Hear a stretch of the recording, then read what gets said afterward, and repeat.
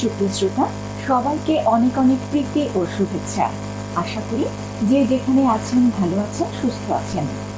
আপনাদের সকলের সুস্বাস্থ্য কামনা করে শুরু করছি মা ও শিশু, নারী ও শিশু উন্নয়নে সচেতনতামূলক যোগাযোগ কার্যক্রমের আওতায় ফোন অনুষ্ঠান। এই অনুষ্ঠান প্রচারিত হচ্ছে FM ৮৮.৮ মেগাহার্টজে, মধ্যম তরঙ্গ ৯৬৩ কিলোহার্টজে এবং বাংলাদেশ বেতার মোবাইল অ্যাপসে। এই অনুষ্ঠান আপনারা সরাসরি শুনতে ও দেখতে পাবেন বাংলাদেশ বেতার সিলেটের অফিসিয়াল ফেসবুক পেজে। শ্রোতা বন্ধুরা, আমাদের আজকের অনুষ্ঠানের আলোচ্য বিষয় শিশু হৃদরোগজনিত সমস্যা ও তার প্রতিকার। এ বিষয়ে কথা বলবার জন্য বিশেষজ্ঞ অতিথি হিসেবে দুজন বিশেষজ্ঞ আমাদের স্টুডিওতে আজকে উপস্থিত আছেন পারগ্রো মেডিকেল কলেজ ও হাসপাতালের সম্মানিত উপাধ্যক্ষ ও বিভাগীয় প্রধান হৃদরোগ বিভাগ ডাক্তার মোহাম্মদ শাহাবুদ্দিন। উপস্থিত রয়েছেন Sylhet MAG Osmani medical college ও হাসপাতালের সম্মানিত সহকারী অধ্যাপক শিশু রোগ বিভাগ ডাক্তার মীনাক্ষী চৌধুরী।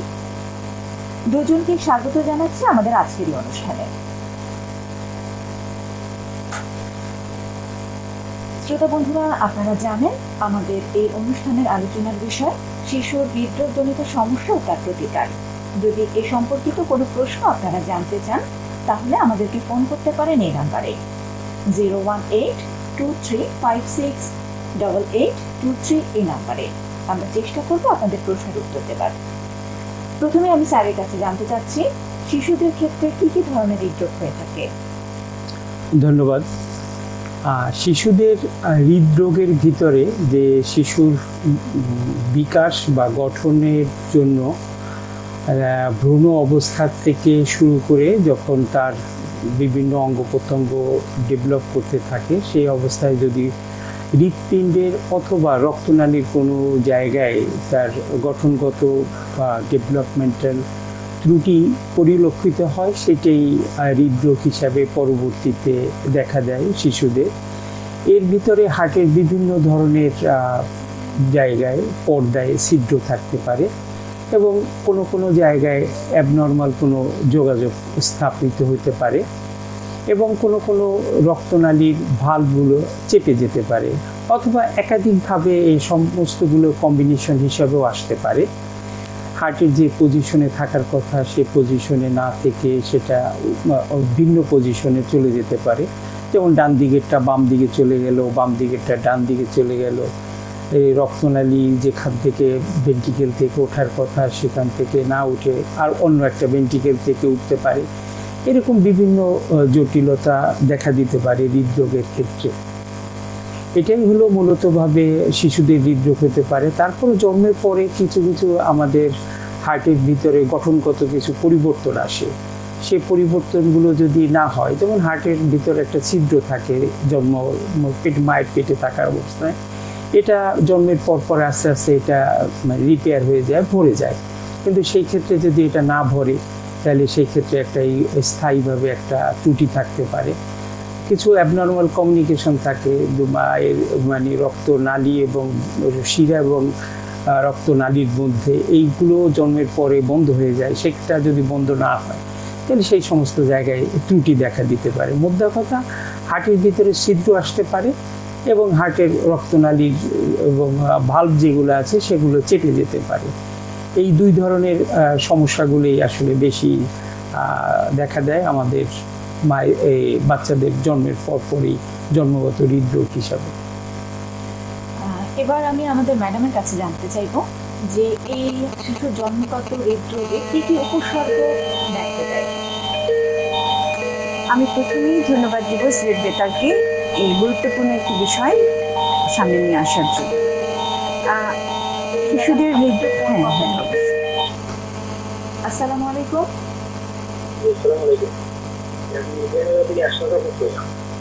আমি সাধারণত একটা প্রশ্ন মানে শরীরের করে কোন রক্ত বা কোন দেখলো কোন অসুবিধা দেখলে আমরা বুঝতে পারি যে ধন্যবাদ আপনাকে আপনার প্রশ্নের জন্য। এখন এই প্রশ্নেরই উত্তর আসলে ম্যাম দিচ্ছেন, ম্যামের কাছ থেকে শুনেন, তারপরে যদি কোনো কিছু প্রয়োজন হয় আমরা বলবো। ম্যাম বলুন।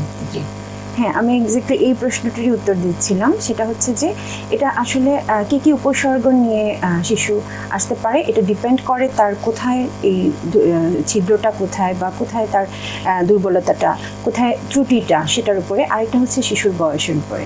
এটা এক একটা ডিজিজ এক এক সময়ে তার লক্ষণটা প্রকাশ পায়।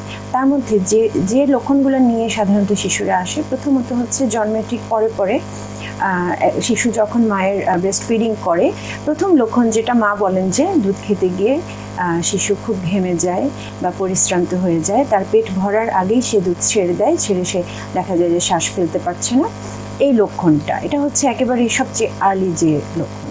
এছাড়া শিশুদের ঘন ঘন শ্বাসকষ্ট হতে পারে, জ্বর, কাশি, শ্বাসনালীর প্রদাহ, নিউমোনিয়া, ঘন ঘন নিউমোনিয়া নিয়ে আসতে পারে। এছাড়া শিশু যদি হঠাৎ করে নীল হয়ে যায়, একটা লক্ষণ হচ্ছে যে নীল হয়ে যেতে পারে। দেখা গেল যে সে সকালবেলা ঘুম থেকে উঠে কান্নাকাটি করে নীল হয়ে অজ্ঞানের মতো হয়ে যাচ্ছে। এটা আসলে এক এক ধরনের অসুখে এক এক ধরনের, কিন্তু সাধারণত এই লক্ষণগুলো নিয়েই আমাদের কাছে আসে। এরপরে হচ্ছে যে তার ক্ষুধা মান্দা হতে পারে।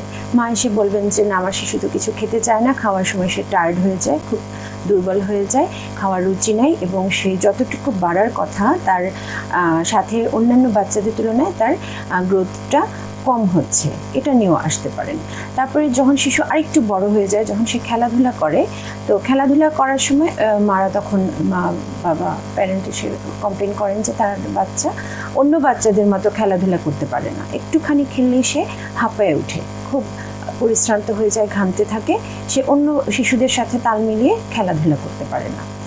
এছাড়া আরেকটা জিনিস হচ্ছে যেটা বলেছি আমি, গ্রোথ ফেলিওর। অনেক শিশু দেখা যায় যে, যেমন আমরা স্যার খুব সুন্দর করে আমাদেরকে বলেছেন যে কি কি গঠনগত কি কি প্রবলেম, কোথায় ছিদ্র হতে পারে।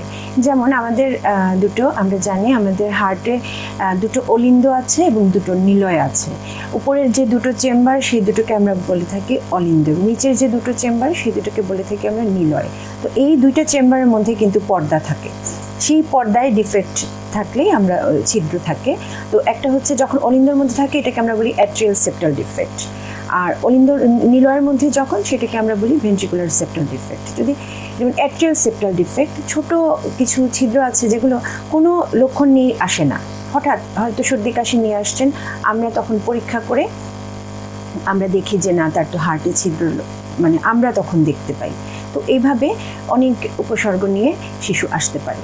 এবং ঘন ঘন শ্বাসকষ্ট হলে আমরা অবশ্যই শিশু বিশেষজ্ঞের পরামর্শ নিব, কারণ ঘন ঘন শ্বাসকষ্ট বা নিউমোনিয়া হওয়া এটা খুব অন্যতম একটা লক্ষণ শিশু হৃদরোগের।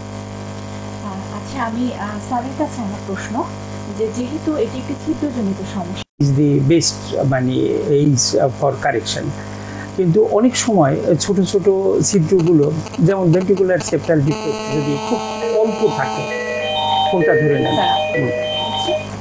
হ্যালো, আসসালামু আলাইকুম। জি, ওয়ালাইকুম আসসালাম।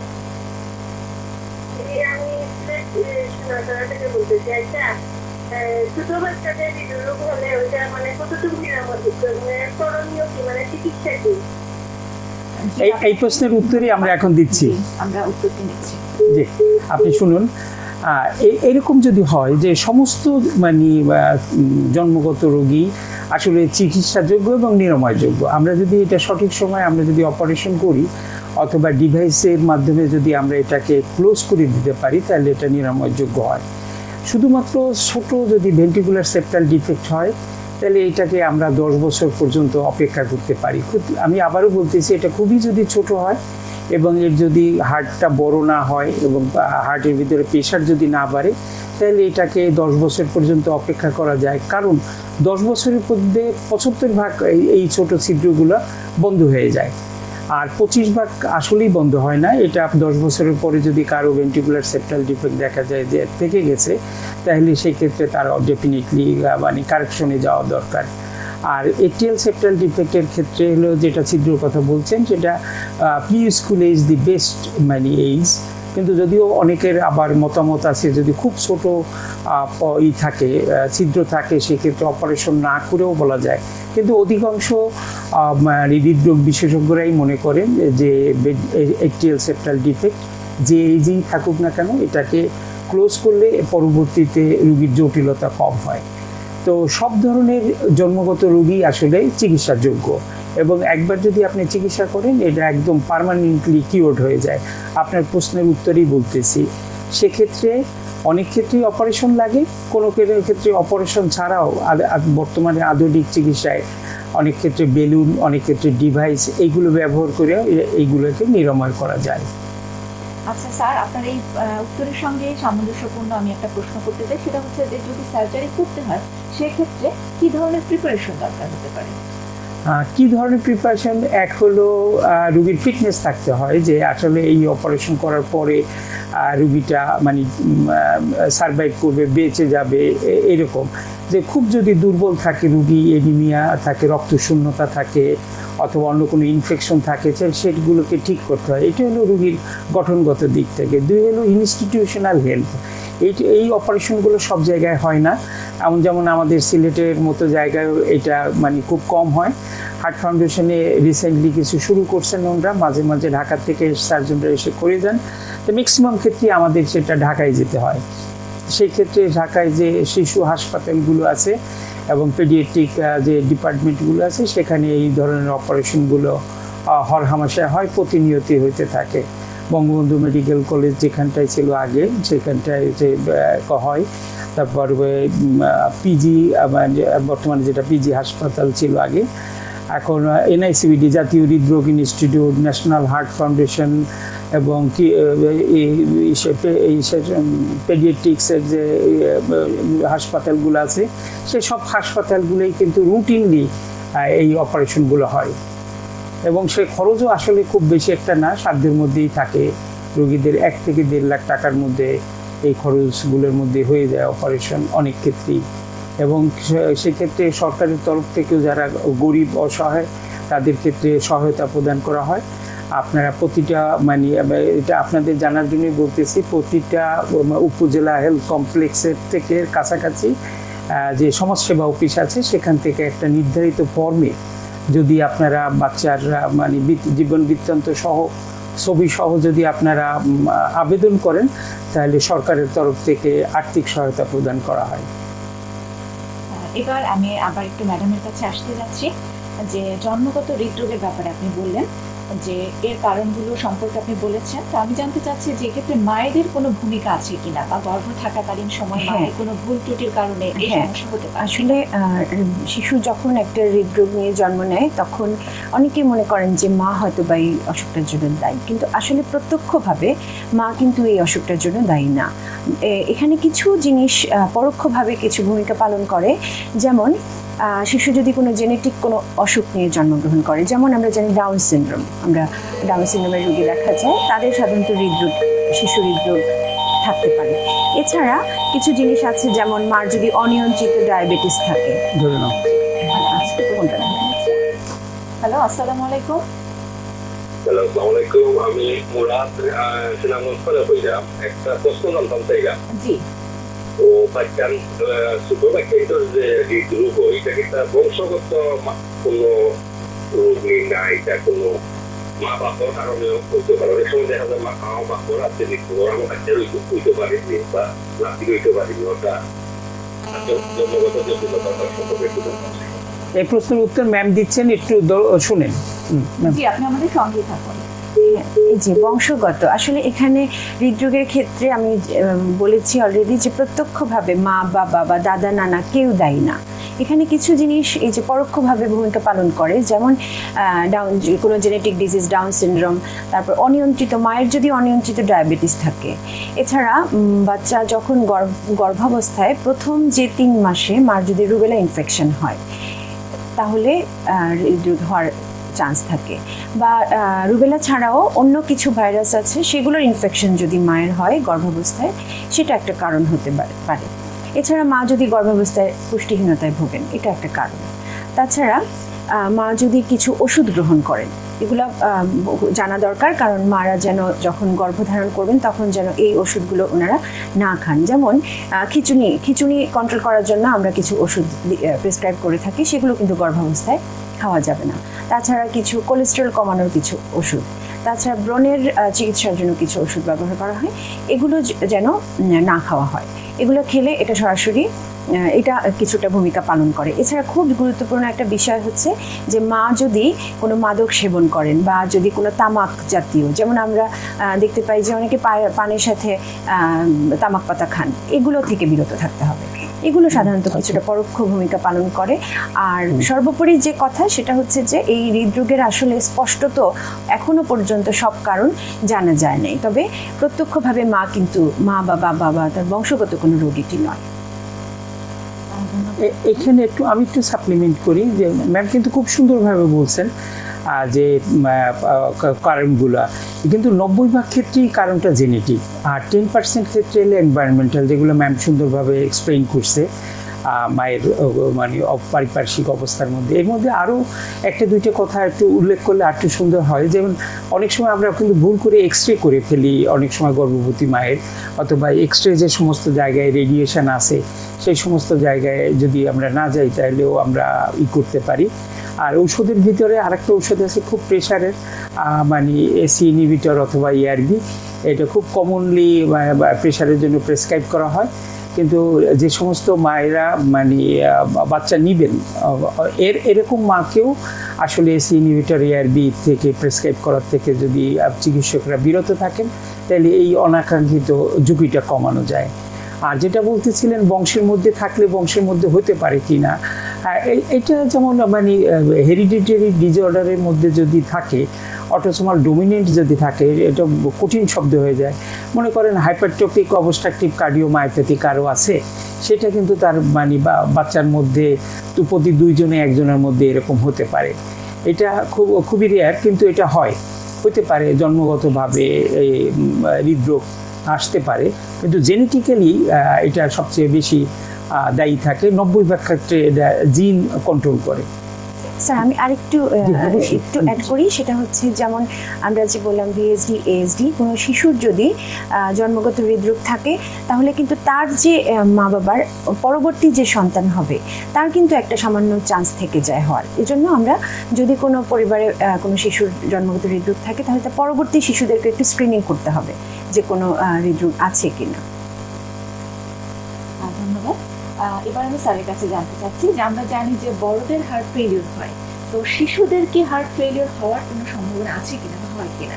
হ্যাঁ হয়, ম্যাম তো বলতেছিলেন যে যদি খুব জন্মের সময় দুইটাই লক্ষণ, একটা রুগীর হলো শ্বাসকষ্ট হওয়া, শ্বাসকষ্টটাই মানে আসলে হার্ট ফেলিওর, সেটা মানে একদম ইনিশিয়াল স্টেজে ডে 1 থেকেই বাচ্চা হার্ট ফেলিওর নিয়ে প্রেজেন্ট করতে পারে।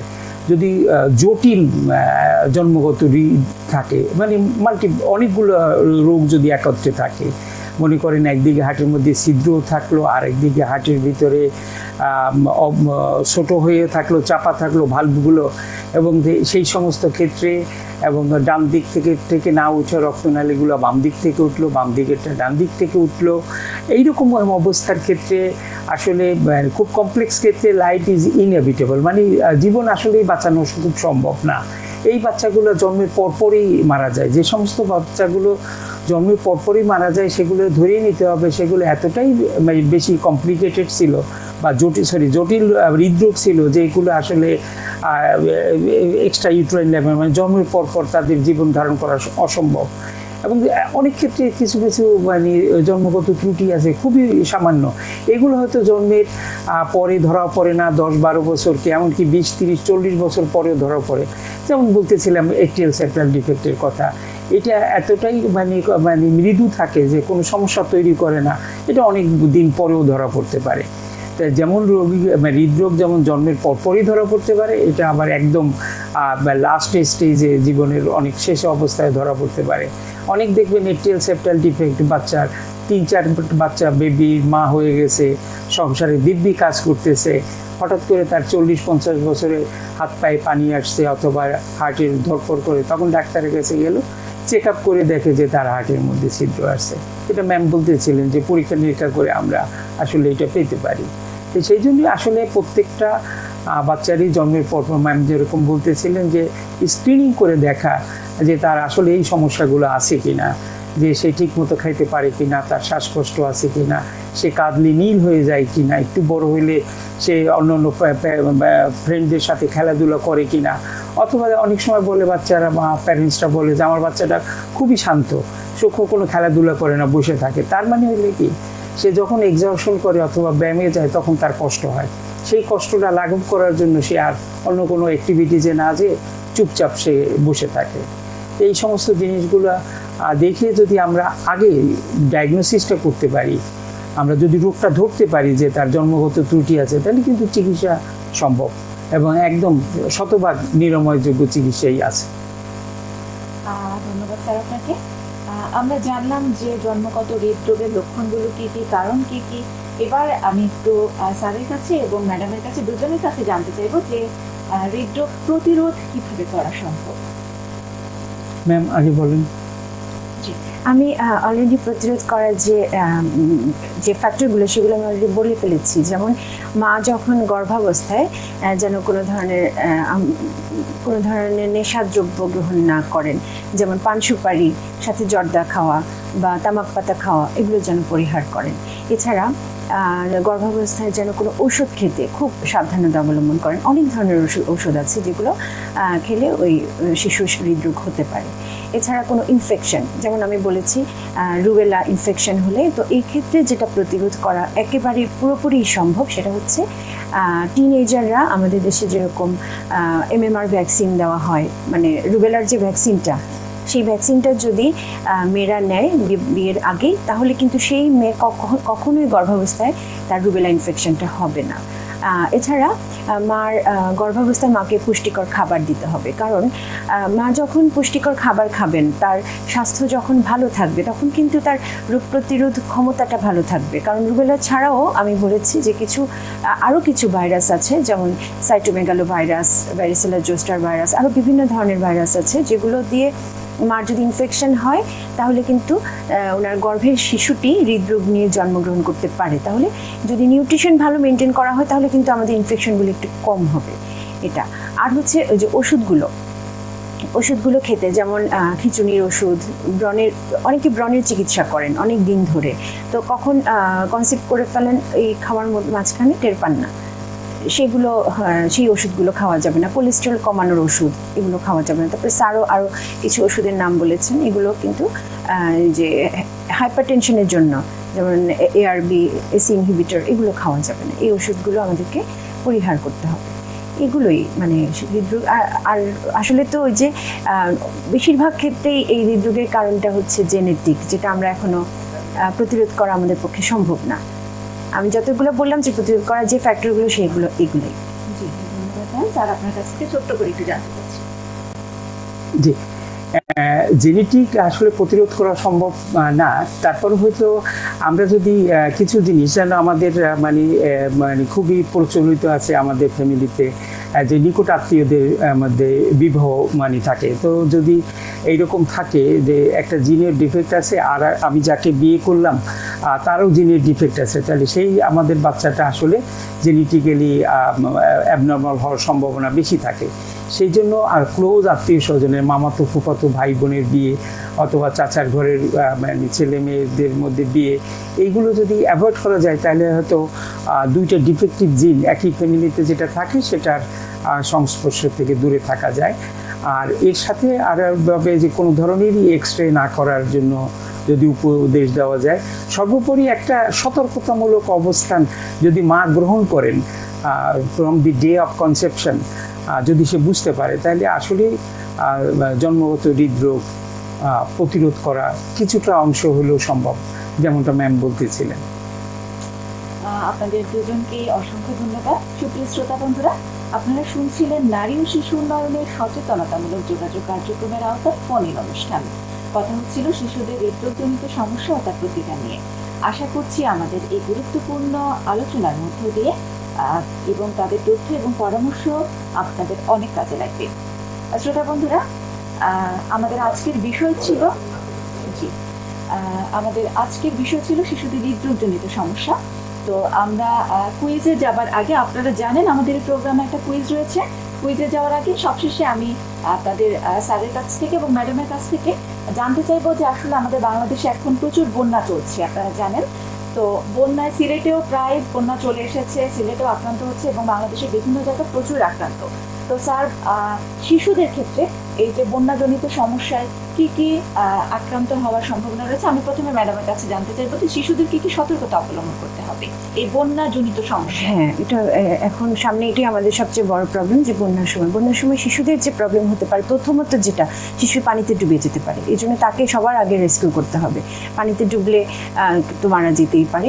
আরেকটা হচ্ছে যে ওই সময়টাতে, বন্যার সময় যেমন কিছু কিছু জায়গায় আমরা জানি যে বন্যার পানি নামতে শুরু করেছে, তখন কিন্তু খাবার পানির একটা সংকট দেখা দেয়। তখন শিশুরা করে কি, ওই যে দূষিত পানিটা খেয়ে ফেলে, যার কারণে ডায়রিয়াটা একটা মারাত্মক আকার ধারণ করে। বন্যার পরে এটা সবচেয়ে বেশি প্রবলেম। এর জন্য বিশুদ্ধ পানি তাকে দিতে হবে, তাকে সরবরাহ করতে হবে পর্যাপ্ত পরিমাণে। এছাড়া বন্যার সময় সে কিন্তু ঠিকমতো গোসল করার সুযোগ পায় না, পানিটা দূষিত, এজন্য কিছু চর্মরোগ দেখা দেয়। এছাড়া যদি কোনো শিশু পানিতে ডুবেই যায়, তাহলে তখন কি করতে হবে? ডুবা শিশুকে যখন আমরা তুলব, তার কিন্তু নিঃশ্বাসটা যদি না নিতে পারে, আমি তাৎক্ষণিকভাবে হাসপাতালে যাওয়ার আগে আমি তাকে একটু মুখে শ্বাস দেওয়ার চেষ্টা করব। তার শরীরের যে ভিজা কাপড় চোপড়গুলো সেগুলো খুলে ফেলবো, শরীরটাকে একটু তার ঠান্ডা হওয়া থেকে বিরত করব। এছাড়া বন্যার সময় আরেকটা জিনিসের প্রকোপ বেড়ে যায়, সেটা হচ্ছে সাপে কামড় দেওয়া। এই সব কিছু থেকে শিশুকে একটু আলাদা রাখতে হবে যতদূর সম্ভব। ধন্যবাদ ম্যাডাম আপনাকে। শ্রোতা বন্ধুরা, আমাদের এই অনুষ্ঠানে আপনারা জানেন সবসময় একটা কুইজের বিষয় থেকে থাকে। আমাদের এই অনুষ্ঠান সম্পর্কিত আমরা একটি কুইজের আয়োজন করি এবং সঠিক উত্তরদাতার মধ্য থেকে বিজয়ী নির্বাচিত করে পুরস্কার প্রদান করে থাকি। আমাদের আজকের প্রোগ্রামের কুইজটি হচ্ছে, জন্মগত হৃদরোগের লক্ষণ কি? অপশন এ শ্বাসকষ্ট হওয়া, অপশন বি ঘন ঘন পাতলা পায়খানা হওয়া। ডাকযোগে আপনারা কুইজের উত্তর পাঠাতে পারেন এই ঠিকানায়: কৈশোরের কথা, প্রযত্নে আঞ্চলিক পরিচালক, বাংলাদেশ বেতার, মীরের ময়দান, সিলেট ৩১০০, এবং SMS করতে পারেন আমাদের 0174588388 এই নম্বরে। সেটা বন্ধুরা, নাম্বারটি আমরা আবার বলে দিচ্ছি, 017488388 এই নাম্বারে SMS করতে লিখুন মা ও শিশু, স্পেস দিয়ে যেটি আপনার সঠিক মনে হয়, অপশন এ অথবা অপশন বি লিখে পাঠিয়ে দিন আমাদের এই নাম্বারে 01745888388 এই নাম্বারে। সঠিক উত্তর আমাদের হাতে এসে পৌঁছতে হবে আগামী 1 সেপ্টেম্বর 2024 খ্রিস্টাব্দ তারিখের মধ্যে। SMS এর মাধ্যমে উত্তর পাঠানোর সময় আপনার পূর্ণ নাম, ঠিকানা অথবা গ্রাম, ইউনিয়ন, উপজেলার নাম এবং মোবাইল নম্বর অবশ্যই উল্লেখ করবেন। শ্রোতা বন্ধুরা, আপনাদেরকে অসংখ্য ধন্যবাদ আমাদের সঙ্গে থাকার জন্য, এবং আপনাদের দুজনকেও অসংখ্য ধন্যবাদ আমাদেরকে গুরুত্বপূর্ণ পরামর্শ দিয়ে সাহায্য করার জন্য। সবাই ভালো থাকবেন, সুস্থ থাকবেন। আল্লাহ হাফেজ।